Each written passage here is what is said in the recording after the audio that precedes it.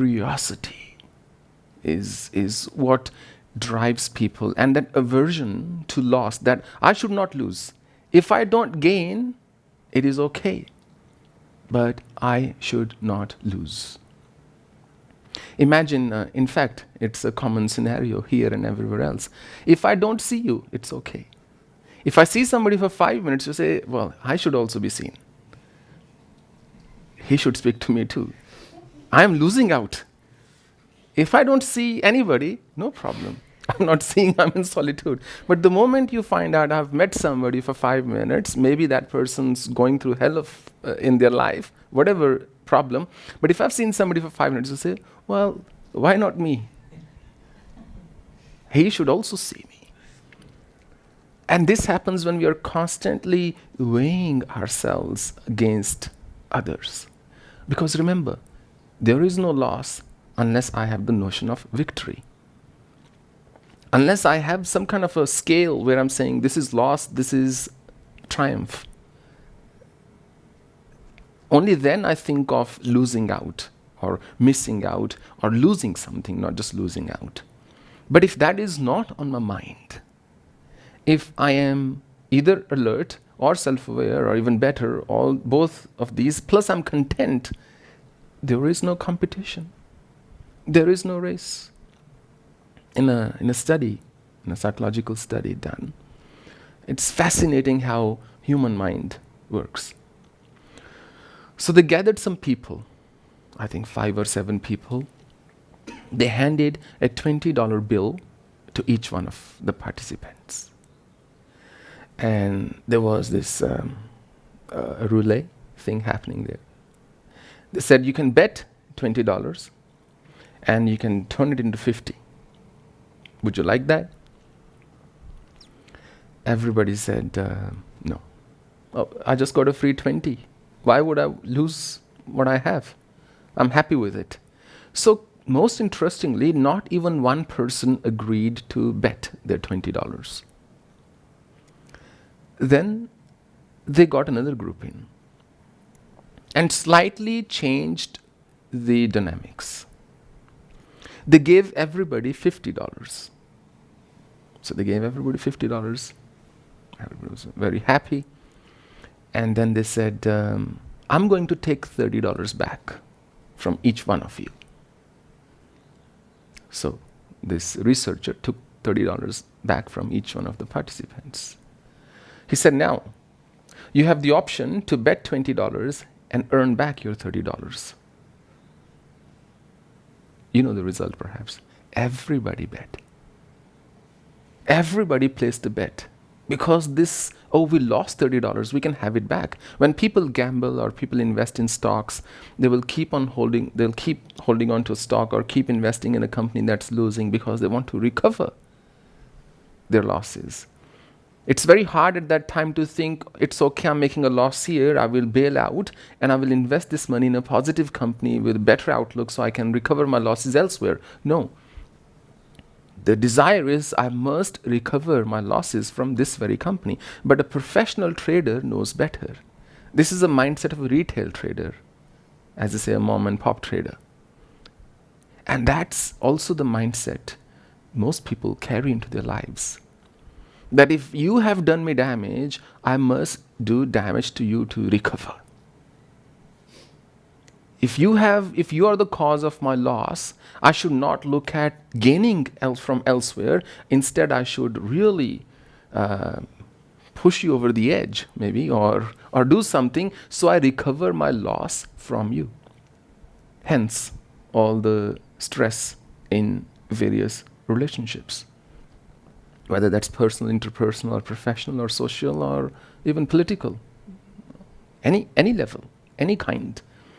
Somehow we want to be even. We want to get even. That I must give back or I must get back. Between this giving back and getting back, whole life just passes. And we end up worse off. We end up more sad, more disturbed, and certainly much less content. I heard once this lady, this young woman, she was to get married, and naturally, her parents said that, well, we are looking for a match for you. Do you have any preference, what kind of a person you'd like to marry? She said, he should have a sense of humor for sure. That's the first thing. I don't like serious people, but at times he should be able to be serious as well, because you can't always be humorous. Sometimes you need serious, sometimes you need somebody humorous. Plus, he needs to know when to be quiet versus when to speak.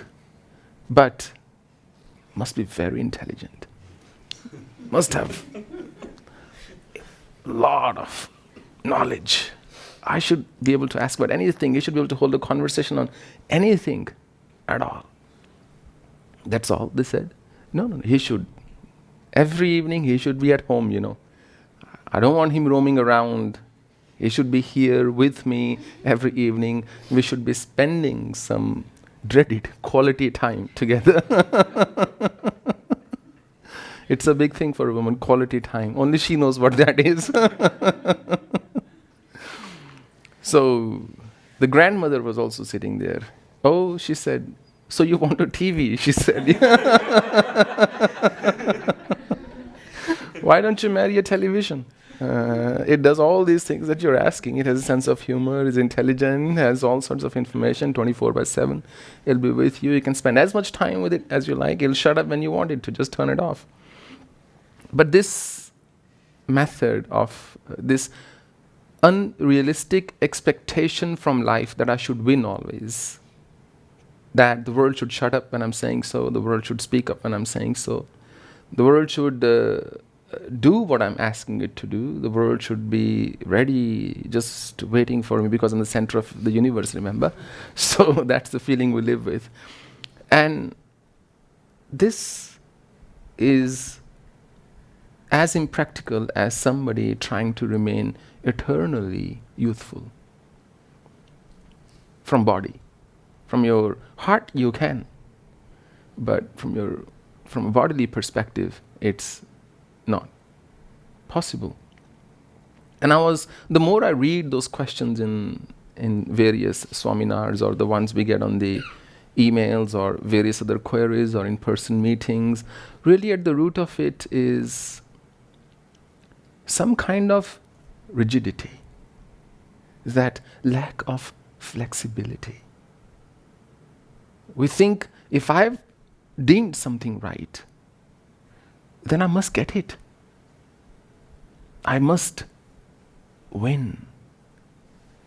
But there are other ways to do it. And the most strange thing, the strangest of all, is nobody can actually teach you how to win.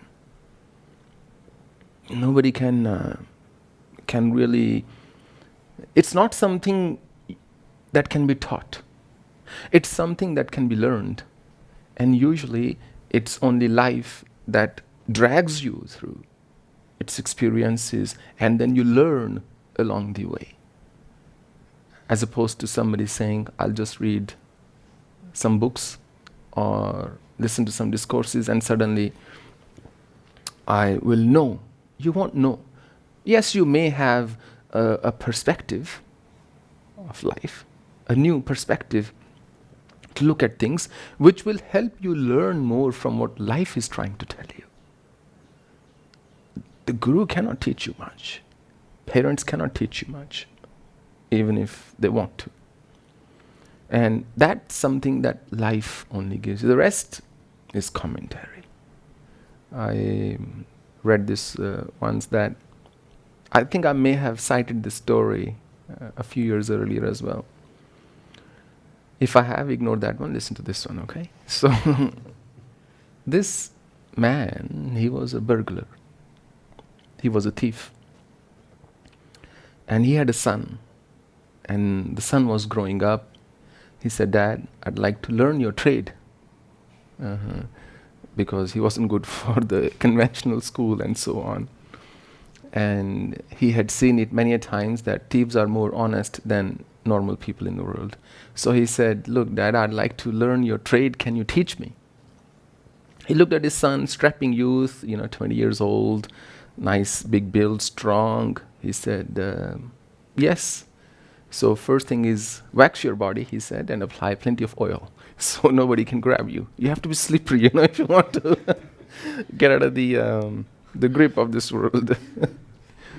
So he said, do that, and then tonight we'll go for a stroll. We'll see where we end up. And then he takes his son to a rich person's house. They break in gently, and there is a chest full of stuff. They open it carefully. His father says, get in the chest. Just hop in. So, get in the chest, he says. So, so the son goes, just sits in the chest. He quickly closes it, locks it, and starts to make noise, the father.